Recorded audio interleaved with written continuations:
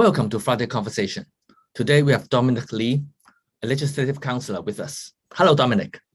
Hi, Henry. Thanks for having me. You have a business background and have been taking part in politics in Hong Kong for around 10 years. Why are you Right. having such a change as most young people are not interested in pursuing politics in Hong Kong?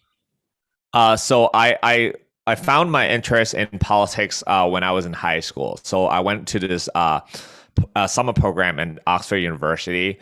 Back then, I was only interested in economics, but somehow in the summer program, they loop the economics courses together with the politics course. And towards the end of this summer program, they have this mock election, which at the time I didn't know what was going on, but somehow because I have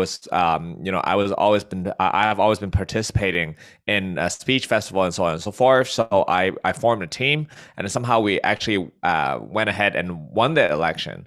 And that experience really, was an eye-opening experience for me. And then I became interested in politics. And then when I went to college in the U.S., I started interning for a congressman, and then I also campaigned in the John Kerry campaign in 2004, I believe that. And the rest is history. And then when I came back to Hong Kong after graduating college, I waited actually a few years. I worked in my family business. I also have my own business going on. I wanted to go into politics somehow, somewhere down the road. But I think the time came when I turned 25, and I joined a political party and started running for elections. Right. You have become a popular key opinion leader, KOL in Hong Kong, first in Chinese and then in English channel. So how does it happen? And do you think it is a more effective way in reaching out to your voters than traditional community work? So before I became a so-called KOL or influencer, I was actually a district council member, right? So what happened was in 2015, I got elected as a district council member in Sham Shui Po constituency, where I live. And then in 2019, all of you must have known, Hong Kong, we went through a big, huge Right. riots. And then during that year, I lost my re-election, so I was not elected to become the district council member again. At the time, I was very disappointed, and at one point, I thought to myself, what's the point, right? So I decided that maybe politics is not the thing for me. So, I intended to spend more time in my family business, as well as because I was studying PCL at the time. So I intended to maybe perhaps become a lawyer, spend more time there anyways. So, but then I asked myself, am I still interested in politics? Well, I'm still kind of interested in politics at the time. So I was like, how do I keep myself involved without without running in elections? And my solution at the time was to become an influencer, a commentator online, talking about politics. Because my experience in 2019 was that all these people who are against us, they've been utilizing the online network and social media very well, and then they're spreading all these rumors, slanders against us, and we didn't have a comeback, right? And that was one of the big reasons why we lost in that election. So when I decided to not participate in politics, because I'm no longer facing pressure from my constituency to be neutral, kind of, so I can really speak my mind. And I think that really contributes to the success that I never imagined in becoming an influencer. Right.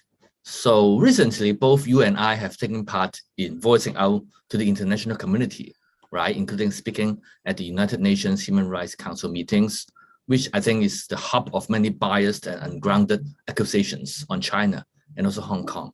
Can you share with me some of your experiences?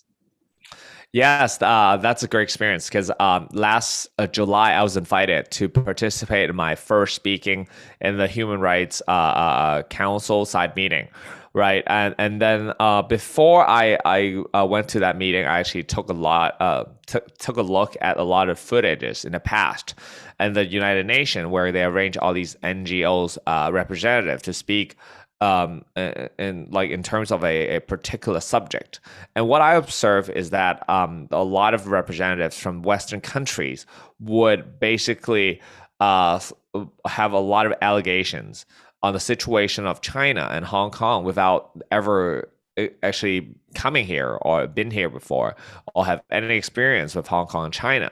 And so my sense is that we have to speak the about how it really is here in Hong Kong and China, and kind of let the world know the reality, right? So we went on these meeting. I think the experience was great because we had the opportunity, be it really short, like be it a minute and a half, or be it like a 10-minute, like those speeches in the side meetings.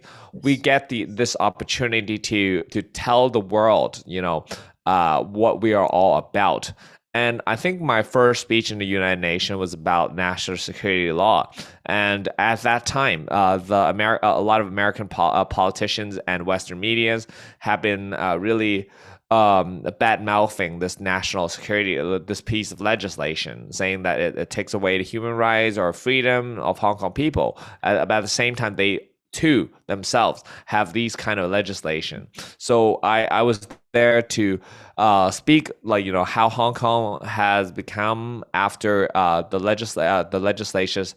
legislation has came in place, and how the society has went back to the normal form. How people are no longer worried about riots, no longer worried about violence, and so on and so forth. I think it was a great experience. After that speech, I think my speech had gained some traction online. I received a good number of medias asking me about my experience, and I think a lot of international audience really took a look at just how a Hong Kong person would perceive the national security law.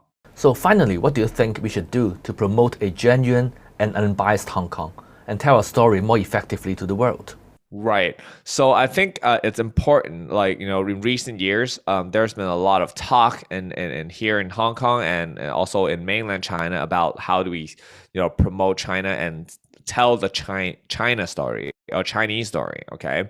So I think we have to go into different arena, be it Western social media, be it foreign mainstream media, be it on different networks and stuff like that, and really tell them what our perspective of Hong Kong and China is. The thing about the narrative right now is that a lot of international audience, what they perceive about China and Hong Kong is really based on what the Western media are talking about, and those are very biased opinions. Now, our work is to tell them what the reality is, and we have to do it through different arenas and mediums. I recently founded this group called the China Retold, and we call it China Retold because we want to retell the story of China, right? So and therefore China Retold. We want to tell the international audience, what we are about, and we do it through Twitter, we do it through YouTube. We do it by submitting different articles on mainstream media, and hopefully we have 30 members, and hopefully in the next year or so we can grow it up to 100 members. Now with these people, a lot of our members come from international background. A lot of them are foreign educated and they've worked abroad, and hopefully we'll be able to communicate our version of what China and Hong Kong is all about, and let the international community know that what they've been learning about us is not true. Well, thank you very much, Dominic. Okay, thank you, Henry.